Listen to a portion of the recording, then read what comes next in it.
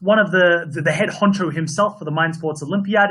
We are about to we're about to review the Pentamind live rankings. The Pentamind, of course, being the search for the world's strongest board gamer. Etan, can you tell me a little bit more about that? Sure. The Pentamind has been the crown jewel of the Mind Sports Olympiad since its inception in 1997, and we've had some wonderful champions over the years.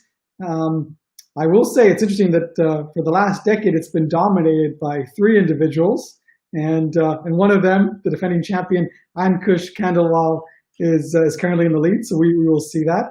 But it's a very, very exciting race to watch. And this year, it's a very fierce competition indeed. And nipping at his heels is a young man by the name of Geordie Alexander, Legendario by name. He's actually featured in one of the interviews, which we'll be releasing in just a little while, so you can get a little bit of an insight into the way that he thinks about the game. But can you?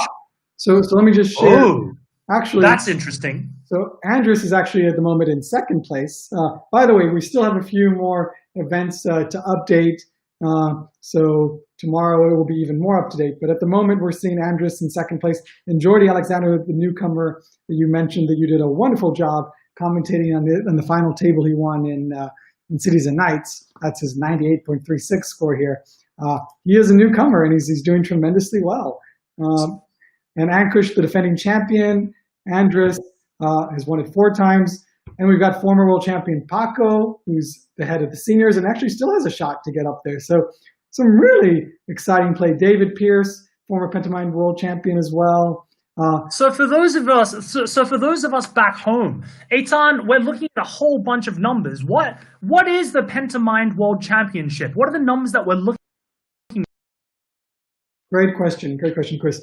I was losing your sound a little bit there with your connection, but so basically you can take any 5 scores as long as it's from one game type. So you can only take one chess score, for example, even if there are different chess variants, or one poker score. And we also have a restriction that you can only have 3 Euro games as well. So those are the restrictions, and you basically try and put together your best 5 scores. Penta as in 5, mind as in brain. Sounds like pantomime, but it's about 5 best scores, and it's a great title. So with this idea of the Pentamind, right?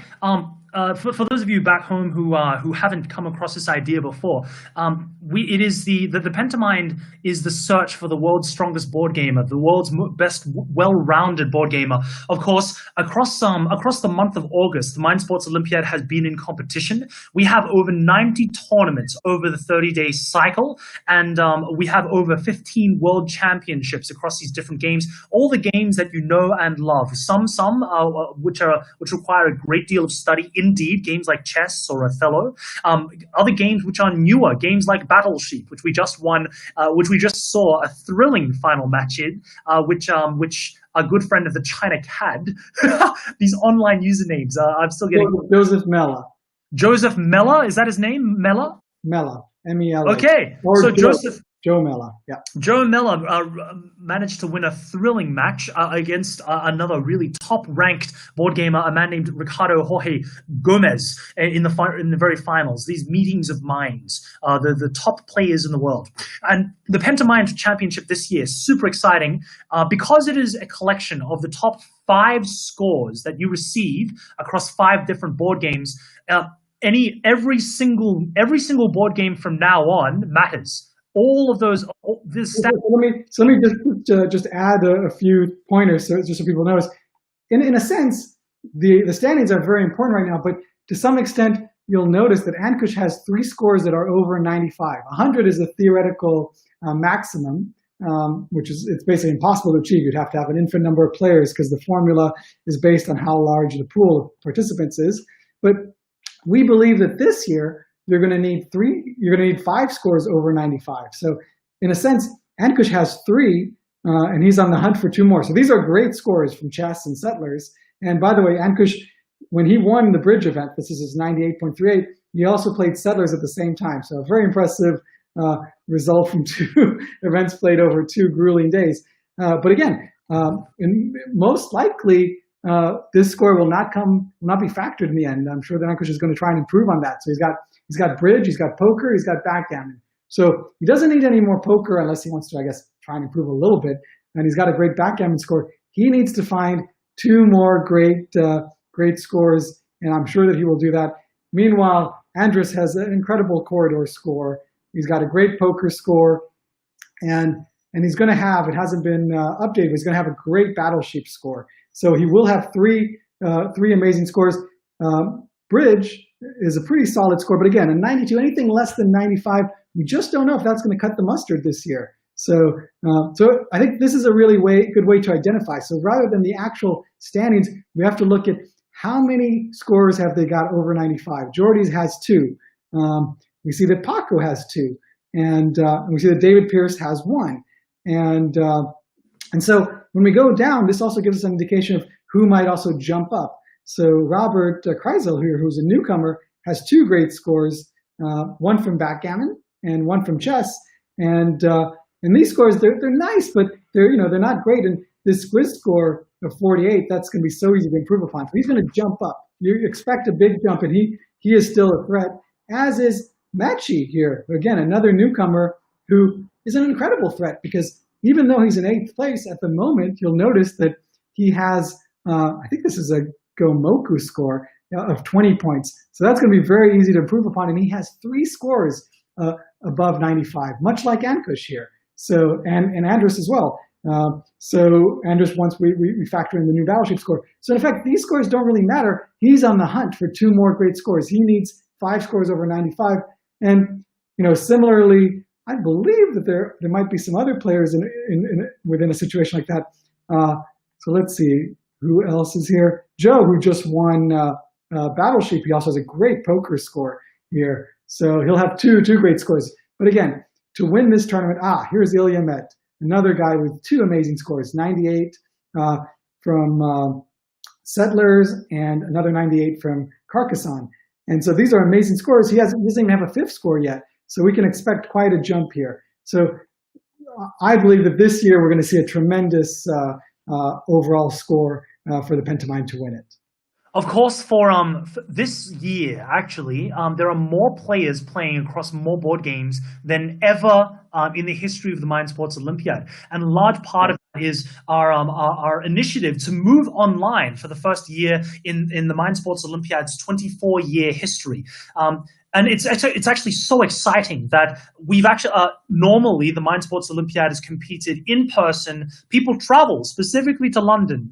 Traditionally, our board gaming tournament has been held at JW3 at North Finchley. And we have international delegations arrive every year just to compete for our event. This year, arguably, because of the online format, the player pool is richer, more diverse, more full of angry, well, maybe they're not angry, but smart, very passionate board gamers. And as Etan points out, the hunt is still very much open. There are still an entire 12 days left of competition.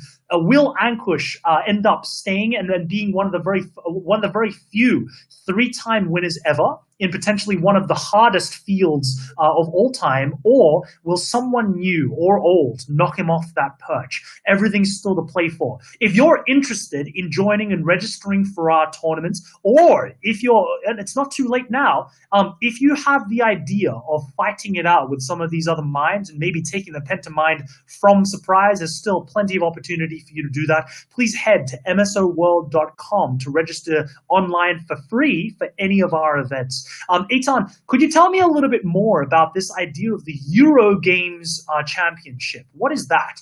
Sure, I'd be delighted to. So just like the Pentamind, a few years ago, we introduced a Euro Games World Championship. And similarly, you take your top 5 scores, and it's from all of our Euro games. We have a lot of Euro games, and many of them are used also to win the Pentamind. So Scott Aguias, I hope I'm pronouncing that correctly, who is an incredible player. He actually won, I believe, Catan last year and did okay this year, but he's got 5 great scores and he is leading the pack. But as I mentioned before, Ilya Met, even in his Pentamind, he only has 4 scores. So a lot of room for improvement once he gets another score in there. And I think he's in a great position. And we've got some newcomers like Ricardo Araújo from Portugal, and then well-known entities that are very strong, such as Charlotte Levy, Matthew Hathrill, Ricardo Gomez, and of course Ankush. So we've got a lot of strong players. And I also want to mention, by the way, while we're at it, that this year has been incredibly international. All you need to do, if you go to our medals table, there's a 2020 medal table that's ordered alphabetically. Scroll down, look at the flags. You will see just how international it is. I mean, it's crazy. We've already had participants from over 100 countries, and the medal table itself, I will share that as well, has already over 40 countries represented. So that's quite great. Germany at the moment at the top, but that's also partially because Great Britain also seems to, because the United Kingdom actually has been split into Wales and England. So we can't actually see the medals broken down by countries because of the way that Restream has split the screen. We're only seeing the center of that web page at the moment. So you may want to hide my face so that you can just. Oh, sorry, my bad. No, that's okay. That's completely okay. We're in the matrix. Oh, ladies and gentlemen.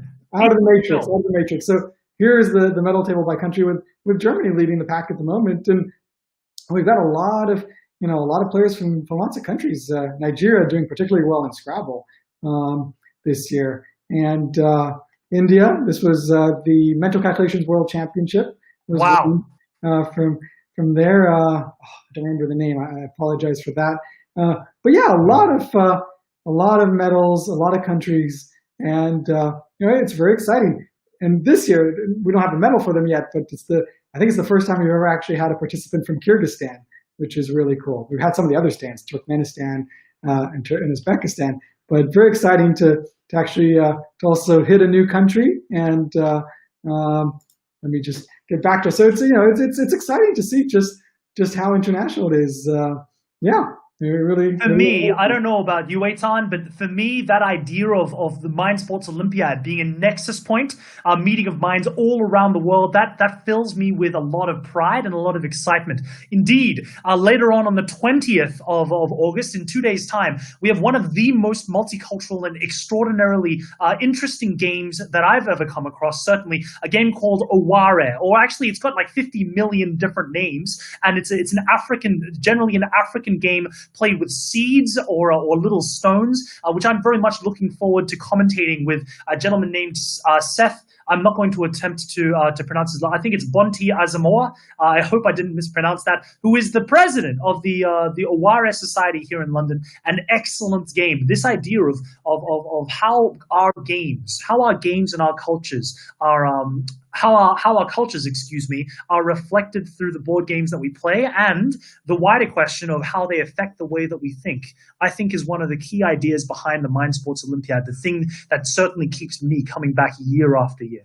I'm super excited to continue to commentate and be part of the commentary team as we move forward and wrap up the rest of our 12 days. Still so much time left, and from all of us here at the Mind Sports Olympiad, we very much hope to see you join us either over the board, over the online board in the commentary booth, or better yet, to join us in the live streams across Facebook, Twitch, Twitter, and is there one more, Etan? Am I missing something there? Is it Facebook, Twitch, Twitter, and there's one more, isn't there? YouTube. Of course, YouTube. Please join us in the comments. If you hate what we're doing, angry comments, please. Angry comments only. They feed me. I really enjoy reading your hate. Oh, no, I'm joking entirely. Nothing but love to all of you out there at the Mind Sports Olympiad.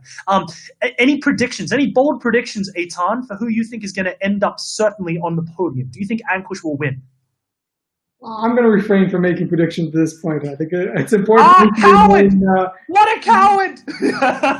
And I'm joking. No, you're absolutely right, Etan. No, we can't. It's a really tight field, and I hope you'll be watching it with us as it develops over time. You're absolutely right, Etan. You're not a coward at all.